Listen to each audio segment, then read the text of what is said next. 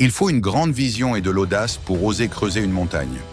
En République de Guinée, sous la montagne du Kakulima, un chantier titanesque prend forme. Un tunnel ferroviaire de plus de 11 km est en train de battre tous les records.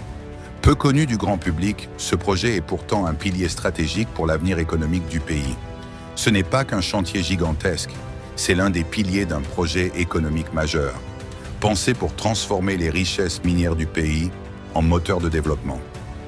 Voici comment la Guinée bâtit son avenir, pierre par pierre, rail par rail.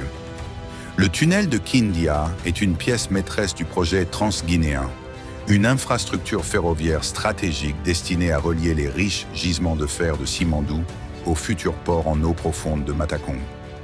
Avec ses 11,62 km de long et une profondeur maximale de 528 mètres, il devient le plus long tunnel ferroviaire d'Afrique de l'Ouest.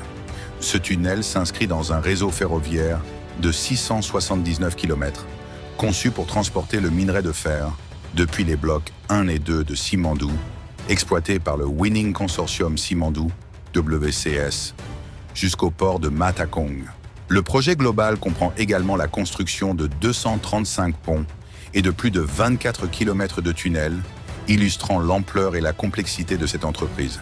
Le projet Simandou et le tunnel de Kindia symbolisent une Guinée tournée vers l'avenir, déterminée à valoriser ses ressources naturelles pour bâtir une économie diversifiée et résiliente. Le tunnel de Kindia, en facilitant le transport du minerai depuis les zones d'extraction jusqu'au port de Matakong, joue un rôle crucial dans cette stratégie.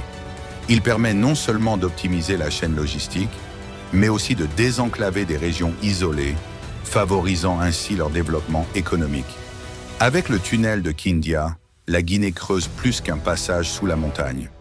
Elle ouvre la voie à son avenir. Une œuvre titanesque pour un pays qui rêve grand.